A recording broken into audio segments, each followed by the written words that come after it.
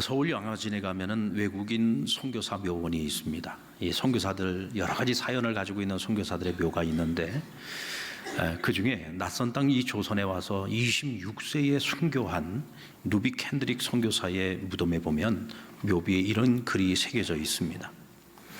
내게 만약 1000개의 목숨이 있다면 그 모두를 조선에 주겠습니다. 이 벽안의 나라에 26세에 이 땅에서 복음 전하는 일을 하다가 세상을 떠난 겁니다. 아마도 풍토병으로 세상을 떠났던 것 같습니다. 여러분, 당시 미국이라고 하는 나라는요, 뉴욕에 엠파이어 스테이트 빌딩이 세워져 있었습니다.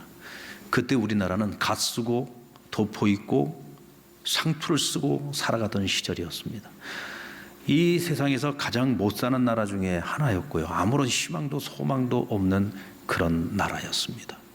그런데 자기네들 그 나라에 그 좋은 것 다 버리고 뒤로 하고 이 땅에 와서 오로지 복음을 전하는 그 사명 하나 가지고 와서 그는 26세의 세상을 떠나면서도 끝까지 이 조선을 사랑했습니다. 그리고 이 조선을 위해 희망을 내려놓지 않고 기도했습니다. 오늘날까지도 세계에서 유일하게 분단의 아픔을 가지고 있는 나라가 바로 이 한반도 대한민국과 저 북녘의 땅입니다. 저 북녘은 악한 지도자를 만나서 그 백성들이 가난과 굶주림과 억압과 착취 속에서 살아가고 있습니다. 그것을 아는 전 세계의 많은 그리스도인들이 이 땅을 위해서 기도하고 있습니다. 중보기도 하고 있습니다. 여러분, 그것을 아십니까? 우린 그걸 알아야 됩니다. 이 작고 별 볼 일 없는 나라가 한강의 기적을 이루어내고 세계에서 유례를 찾아볼 수 없는 그런 부흥을 이룰 수 있었던 것은 우리가 잘나서가 아닙니다. 우리가 열심히 노력했고 우리가 최선을 다했기 때문이 아닙니다. 만약 우리가 그렇게 생각을 하고 있다고 한다면 우린 정말 어리석고 미련한 사람들이고 무엇보다 교만한 사람들입니다. 바로 이런 선교사들의, 이름 없는 선교사들의 그 눈물의 희생과 헌신과 그들의 기도가 있었고, 또 전 세계의 많은 그리스도인들, 이름도 알 수 없지만 그들은 우리를 위해서 기도하고 있습니다. 그 덕분에 이 나라가 부흥을 이루고 이 나라가 이렇게 잘 살아가고 있는 것입니다. 오늘 본문의 내용은 성령 충만했던 초대교회 예루살렘 교회 성도들이 오늘 함께 모여 하나님께 기도하고 있는 내용을 기록하고 있습니다. 오늘 말씀 28절 말씀에 보면 하나님의 권능과 뜻대로 이루려고 예정하신 그것을 행하려고 이 성에 모였다 그랬어요. 오늘 예루살렘에 있는 모든 성도들이 이 성에 이렇게 함께 모여서 오늘 기도를 하는데, 오늘 이들이 함께 모여 기도하는 이유가 뭐냐? 하나님의 권능과 그 뜻대로 이루시기로 예정하신 그 일을 이루기 위해서라. 그러면 하나님께서 예정하신 그 뜻이 뭡니까? 오늘 하나님께서 이 성에서 이루시기를 원하시는 것이 뭐예요? 예정하신 것이 무엇입니까? 그것이 바로 부흥입니다. 하나님께서 이 땅에 부흥을 이루시기 위해서 온 성도들이 함께 모여 그들로 하여금 함께 기도하게 하셨는데, 그들이 함께 모여 기도한 내용을 보면은 어떤 핍박과 환난이 찾아온다 할지라도 그것 앞에 멈추지 않고 뒤로 돌아서지 않고 밖으로 나아가 끝까지 우리가 복음 전할 수 있게 해달라고 기도하고 있습니다. 또 한 가지 기도 제목이 뭡니까? 우리가 주 예수 그리스도의 이름으로 수많은 기사와 표적을 나타나게 하여 주시고, 이 기사와 표적을 통해서 우리가 전하는 복음이 보다 능력 있게 사람들을 변화시키고 이 땅에 부흥이 일어날 수 있게 해달라고 기도하고 있는 겁니다. 그런데 오늘 보니까 그들 중에 누가 대체 이 모임을 모이게 만들었는지, 또 누가 지금 이 기도회를 주도하고 있는지 전혀 기록되어져 있지 않습니다. 정말 하나님을 사랑하고 하나님의 뜻을 알고 부흥을 꿈꾸면서 간절한 마음을 가지고 와서 함께 모여 기도하는 그 땅에 작은 기독교인들, 모든 그리스도인들이 함께 모여 기도할 때 여러분, 천지가 울리고 성령이 그들 가운데 임함에 그들이 담대한 마음 가지고 세상으로 나아가 그리스도의 복음을 전했다는 것이요, 이것이 여러분 부흥입니다. 예루살렘 교회와 초대교회 부흥의 역사는 사도들이나 몇몇 이름이 거론되는 제자들에 의해서 사실 이루어진 부분도 있기는 있습니다. 그러나 그 이면 그 뒤에는 이름도 없이 빛도 없이 묵묵히 하나님의 그 부흥을 위해서 함께 모여 기도하고 목숨 걸고 나아가 복음을 전하는 사람들에 의해 이루어진 것을 우리는 잊지 말아야 됩니다. 사도들과 제자들, 여러분 사실 그들도요, 처음 예루살렘 땅에서 시작된 이 복음의 때에는요, 그저 변방에 있는 지극히 작은 자들에 지나지 않았습니다. 어느 누구도 주목하지 않는 별 볼 일 없는 사람들이었습니다. 그러나 기독교 역사가 많은 세월이 흐르고 뒤를 돌아보고 그때를 연구해 보니 바로 그 제자들을 통해, 그 사도들을 통해, 또 그 익명의 많은 그리스도인들을 통해서 하나님께서 그 일을 이루셨다라고 하는 것을 우리가 지금 인정하고 알게 된 거죠. 그 전까지는 그들도 무명의 사람들이었습니다. 성령 충만함을 입은 사람들, 하나님 명령에 순종하는 사람들, 사명 감당하고자 하나님 앞에 믿음으로 나아가는 자들, 하나님 그들을 통해서 예루살렘과 온 유대와 사마리아와 땅끝까지 예루살렘에서 일어난 부흥이 퍼져나가도록 만드셨던 것입니다. 우리나라에 최초로 들어와 복음을 전해준 선교사는 1866년 평양 대동강에 전원을 셔머너라고 하는 배를 타고 와서 그가 한 일이라고는 오직 성경을 나누어 준 일밖에 없습니다. 그가 누구냐? 바로 토마스 선교사죠. 토마스 선교사는요, 조선 땅에 들어와서 단 한 사람에게도 예수 믿으라는 말을 전하지 못했습니다. 그저 가지고 온 성경을 예수 외치면서 사람들에게 나누어 주다가 결국 박충건이라는 사람에게 붙잡혀서 참수를 당해 죽임을 당하게 됩니다. 자기가 가지고 온 한자 성경, 이 한자 성경 한 권도 유실당하지 않고 모든 사람들 손에 그것이 전달되도록 하기 위해서 목숨 걸고 무트로 내려와서, 지금 배는 불타고 있는데 목숨 걸고 무트로 내려와서 자기가 죽을 것을 알면서도 사람들에게 예수 외치며 성경을 나누어 줬어요. 그러다가 박충건에게 붙잡혔을 때 그는 웃는 얼굴로 자신의 그 품속에 가지고 있던 자신의 성경책을 꺼내서 박충건에게 전해주고 그가 휘두르는 칼날에 목이 베어 죽임을 당합니다. 여러분, 그때 토마스 선교사의 나이가 몇인 줄 아십니까? 27살입니다. 27살 나이에 이 병안의 나라, 이 조선 땅에 와서 누구 붙들고 예수 믿으라고 복음 한마디 전해보지도 못하고 성경만 나눠주고 죽은 거예요. 어찌 보면 너무 헛된 것처럼 보이는 죽음 아닙니까? 그런데 여러분, 우리나라 최초의 대부흥운동인 1907년 평양 대부흥운동의 불씨가 되었고 마중물이 되어진 사건이 바로 이 토마스 선교사의 순교 사건이라는 사실을 기억하셔야 됩니다. 토마스 선교사가 던져준 성경책 3권을 당시 12살 소년이었던 최치랑이라고 하는 소년이 성경책 3권을 받아들게 됩니다. 서양의 배가 평양 대동강에 지금 왔다는 소문을 듣고 아버지 손을 붙잡고 서양 배 구경하러 왔다가 거기서 조선군과 이 전월 셔머너호가 서로 싸움이 붙어가지고 전쟁이 일어나는 그것을 다 목격하게 되죠. 그리고 조선의 화공법에 의해서 완전히 배가 다 불타고 있고 군인들이 내려오면서 막 총에 맞아 죽고 칼에 맞아 죽고, 이 과정 속에 토마스 선교사가 그 성경 보따리를 가지고 와서 사람들에게 전달해주는 그 모든 과정을 다 지켜보고 있다가 그가 던져준 성경책 3권을 챙기게 됩니다. 그리고 이것을 가지고 와서 자기 방에다가 숨겨놨는데 아버지에게 그것이 발각이 돼요. 아버지가 너 이거 가지고 있다 큰일 난다. 이거는 서양 귀신책이다. 서양 귀신책. 이거 빨리 관원들에게 갖다 줘라. 그래서 그 책을 가지고 포도청에 가서 관원에게 그것을 전달하는데 당시 박영식이라고 하는 자가 이 성경책을 수거해가지고 불태우는 일을 맡고 있었어요. 그 전에 이미 성경을 다 불태웠는데 이 나중에 가지고 온 이 최치랑이라는 소년이 가지고 온 이 성경책 3권을요 불태우려고 하니까 이 종이가 너무 아까운 거예요. 당시 우리나라의 뭐 종이 기술이 그렇게 썩 좋았던 것도 아니고 종이는 비싼 양반네들이나 쓰는 거였습니다. 그러니까 이 종이가 너무 아까워가지고 이 성경책을 숨겨서 집으로 갖고 옵니다. 그리고는 자기 집 방에다가 전부 도배를 한 거예요. 성경책을.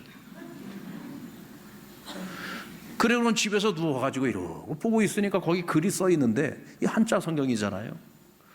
한글 읽어나가다 보니까 참 의미가 깊어요. 누가 그에게 복음을 전해준 것도 아닌데 바로 이 박영식이가 자기 집에 발라놓은 성경책을 읽다가 누가 가르쳐준 것도 아닌데 스스로 예수님을 영접하고 예수쟁이가 됩니다. 근데 여러분 12살 소년 이 최치랑이 나중에 성장을 해가지고요, 박영식의 집을 돈을 주고 사요. 그래서 거기서 주막을 열게 됩니다. 근데 이 동네에 복음을 전하러 왔던 마펫이라고 하는 선교사가 이 주막에 들려서 하필이면 또 그 방에 들어가서 묵게 됐습니다. 방에 앉아서 가만히 보니까 벽지가 발라져 있는데 이 벽지 내용이 전부 다 이게 성경의 내용인 거예요. 깜짝 놀랐습니다. 이게 대체 어찌 된 일인지 최치랑이를 불러가지고 자초지종을 묻습니다. 자신이 토마스 선교사의 순교 현장에서 그 모든 본 것들을 다 이야기해주고 자기가 갖다 준 그 성경책을 가지고서 이렇게 다 발라놨는데 나중에 이 박영식이 예수쟁이가 됐다는 얘기까지 해줍니다. 마펫 선교사가 온몸에 소름이 끼치는 거예요. 이 토마스 선교사의 그 죽음이 헛되지 않았구나. 하나님이 하셨구나. 성령님이 하셨구나. 깜짝 놀란 거예요. 그래서 이 최치랑이에게 그 자리에서 복음을 전하는데 최치랑이 그 복음을 받아들이고 그 자리에서 마펫 선교사에게 세례를 받게 됩니다. 그리고 바로 이 주막집 박영식의 이 집에서 최초의 교회가 시작이 되는데 바로 그 교회의 이름이 널다리 교회입니다. 그리고 바로 이 널다리 교회가 나중에 평양 장대연 교회가 되는 거고 1907년 평양 대부흥운동이 바로 이 장대연 교회에서 시작이 됩니다. 할렐루야. 여러분 이것이 우연입니까? 이걸 우연이라고 할 수 있을까요? 성령님이 하신 겁니다. 성령님께서 행하신 거죠. 토마스 선교사를 참수했던 박충건이 하필이면 이 널다리골 교회 옆에 살았습니다. 아침마다 교회에서 종소리가 울리면은요, 박충건이 잠을 자다가 벌떡 일어나는데 자기가 목베어 죽였던 토마스 선교사의 얼굴이 자꾸 떠올라서 괴로워 견딜 수가 없는 거예요. 그래서 결국은 제 발로 교회에 찾아가서 세례받고 교인이 됩니다. 토마스 선교를 참수해서 죽였던 군인이 스스로 가서 예수 믿고 예수 영접하게 된 거예요. 그리고 박충건의 조카인 이영태는 나중에 레이놀즈 선교사의 조사가 되어 북한판 우리말 성경을 번역하는 일에 큰 공헌을 하게 됩니다. 대동강변 토마스 선교사가 순교를 당한 그 터 위에 조왕리 교회라고 하는 교회가 세워지게 되는데 나중에 그 교회의 이름이 바뀌게 되죠. 토마스 선교사 순교 기념교회로 바뀌게 됩니다. 그런데 북한이 나중에 완전 공산화가 되고 난 이후에 2,800개가 넘던 저 북녘에 있는 교회들이 다 불타 없어지게 되죠. 그때 이 교회도 사라졌습니다. 그런데 여러분 그 터 위에 평양과기대가 세워지게 됩니다. 평양과기대를 세울 때 일부러 그 땅을 찾아간 게 아니에요. 그냥 땅을 사서 거기다가 학교를 짓기 위해서 땅을 파다가 거기서 종이 하나가 나왔는데 그 종을 조사를 해봤더니 바로 조항리교회 토마스 선교사 순교 기념교회의 종탑에서 나온 종이에요. 거기 평양과기대가 세워진 겁니다. 평양과기대가 어떤 학교입니까? 연병과기대가 세운 학교인데 이 학교는 한국교회와 세계교회가 헌금을 한 돈으로 세워진 학교입니다. 이 학교의 교수들은 모두가 다 기독교인이고 선교사들입니다. 세계의 박사 석학들, 세계의 대학에서 학문을 가르치던 교수들이 선교사로 자원해가지고 이 땅에 와서 지금 평양의 최고의 인재들을 길러내고 있는 학교가 바로 평양과기대입니다. 여러분 이런 일들이 우연일까요? 이 일을 하나님께서 하셨다면 하나님께서 우리에게 지금 말씀하시려고 하는 것이 뭡니까? 하나님께서 우리에게 지금 무엇을 보여주려고 하는 것입니까? 왜 하필이면 그 땅 바로 그 자리 교회 터 위에 평양과기대가 세워지게 했느냐는 말이죠. 왜 토마스 선교사를 죽였던 사람, 그 자리에서 성경을 받았던 사람, 불태워야 되는 사람이 자기 집에다 성경책을 갖다 발랐던 사람, 왜 그 사람들 한 사람 한 사람이 다 예수쟁이가 되도록 만드셨을까요? 하나님이 일하시고 계신 것을 우리에게 말씀하고 있는 겁니다. 언젠가 하나님께서 저 평양 땅에서 제2의 또 다른 부흥의 역사가 일어나게 하시기 위해 하나님께서 지금도 그 땅에서 일하고 계시다는 것을 우리에게 보여주고 있는 거예요. 그러니까 너희가 포기하지 말라는 것입니다. 나도 그 땅 가운데 그들과 함께하고 있고 나도 그들 가운데에서 일하고 있으니 너희도 포기하지 말고 이 땅을 위해서 기도하라는 거예요. 통일을 위해서 기도하라는 것입니다. 새로운 부흥의 역사를 위해서 너희가 기도하라는 것입니다. 왜요? 하나님이 일하고 계시기 때문입니다. 아멘입니까? 부흥이 없으면 소망이 없습니다. 이번에 우리 25명 북중 비전 트립 팀이 4박 5일 동안 비전 트립을 하는 동안에 하나님께서 우리에게 주신 하나님의 메시지이고 하나님의 음성입니다. 계속 우리는 그것을 같이 나눴습니다. 부흥이 없으면 소망이 없다. 여러분, 우리 한국교회 가운데 영적인 부흥이 다시 일어나지 않으면요, 저 땅은 소망이 없습니다. 저 땅에 영적 부흥 운동이 다시금 일어나는 그날이 오려면은 먼저 우리 안에 이 부흥이 일어나요. 지금 우리 한국교회를 걱정하는 이들이 많이 있습니다만은 그럼에도 불구하고 이 땅에 영적 부흥이 다시 일어나지 않는다면 소망이 없어요. 이 나라, 이 민족의 새로운 부흥의 역사가 일어나야 됩니다. 우리 한국이, 대한민국이 다시금 부흥하지 않으면요, 어떻게 여러분 저 나라를 우리가 품고 갈 수 있겠습니까? 이대로 우리가 저물어 버린다고 한다면 통일은 기대할 수 없습니다. 부흥의 불길이 여기서부터 타올라서 이것이 북쪽으로 올라가야 되겠죠. 저는 그런 것을 상상해 봤습니다. 기대해 봤습니다. 여러분, 그것이 여러분 지극히 작은 모임이지만 거기서부터 시작해서 그 불길이 퍼져나가기 시작할 겁니다. 우리 상남교회 하나님께서 그런 사명을 주셨고 그런 사명을 위해서 지금 준비하는 일들이 있습니다. 여러분, 하나님께서 반드시 저는 그 일을 그렇게 시작하고 그렇게 이루실 거라고 저는 믿습니다. 그리고 부흥은 성령의 역사하심이 없이는 절대로 일어나지 않아요. 이 부흥이라고 하는 것은 사람이 할 수 있는 것이 아닙니다. 사람의 능력으로 할 수 있는 것이 아닙니다. 이건 성령님이 하시지 않으면 안 되는 것입니다. 이번 북중 비전 트립을 통해서 우리가 얻은 가장 큰 수확이 뭔지 아십니까? 가장 큰 수확은 성령께서 일하고 계신다는 것을 우리에게 보여준 겁니다. 그리고 우리가 하고 있는 이 작은 노력이지만, 우리가 하고 있는 작은 최선이지만 저 북녘 땅을 위해, 저 북녘의 동포들을 위해서 우리가 하고 있는, 우리 상남교회가 하고 있는 우리의 이 최선을 하나님께서 보고 계신다는 것을 하나님께서 우리가 알게 하셨습니다. 어떤 분들은 그러더라고요. 그 2년마다 가는 북중 비전 트립 뭐 하려고 맨날 가냐? 뭐 하려고 맨날 가냐? 거기 갈 돈으로 북한에 선교비 보내는 게 낫지 않냐?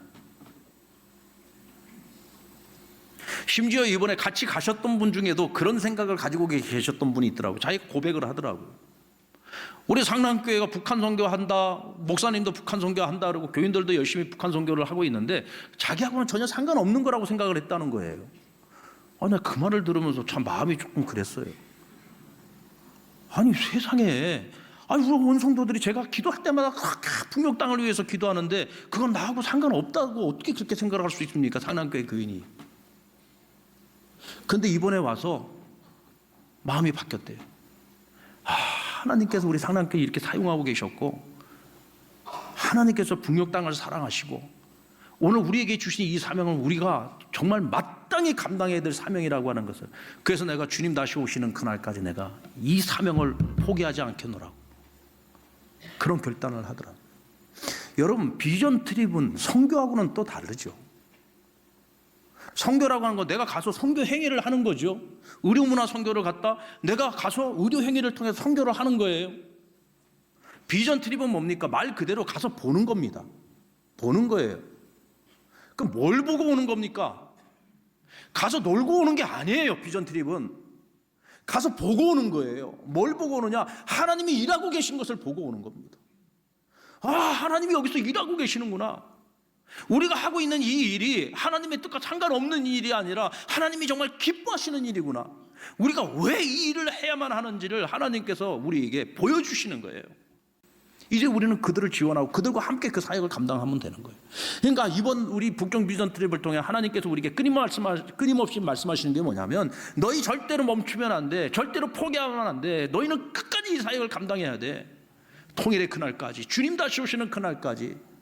그래서 하나된 이 한반도 교회를 통해서, 남과 북의 교회를 통해서 새로운 하나님 평양 대부흥운동을 일으키게 하실 것이고, 너희의 그 힘과 능력을 가지고 세계 성경 민족 복음화를 너희를 통해서 이루어 가실 것이라고 하나님 우리에게 말씀해 주시다는 거죠. 아멘입니까? 오늘 우리에게는 꿈이 있습니다. 우리에게는 비전이 있습니다. 그 꿈과 그 비전은 이와 같이 성령의 역사심 속에서 한 걸음 한 걸음 이루어져 가는 것입니다. 이번에 저희가 비전 트립 가서요, 일을 한 가지 저질렀습니다. 어떤 일을 저질렀느냐면, 제가 장소는 말씀드리지 못하고 지역을 말씀드리지 못하고 북한에 저희가 상점을 하나 새로 개설을 했습니다. 초기 비용이 한 800만 원 정도 들어가는데, 이번에 우리가 갔던 비전 트립 팀이 우리가 그 상점을 하나 개설을 했습니다. 어떤 분은 그 상점에 들어가는 모든 물건을 제가 담당하겠습니다. 어떤 분은 인테리어를 제가 다 감당하겠습니다.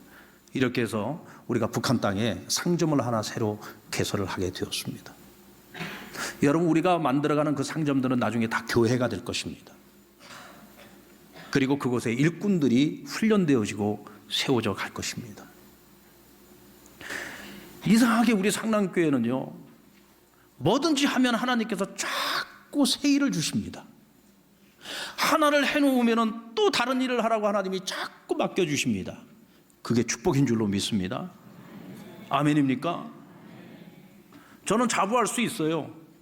지금 대한민국에 있는 그 어떤 교회보다도 하나님께서 우리 상남교회에 맡기신 북한 사역은 가장 모범적이고 가장 멋지고 가장 아름답게 지금 사역이 이루어지고 있다는 것을 자신 있게 말씀드릴 수 있습니다.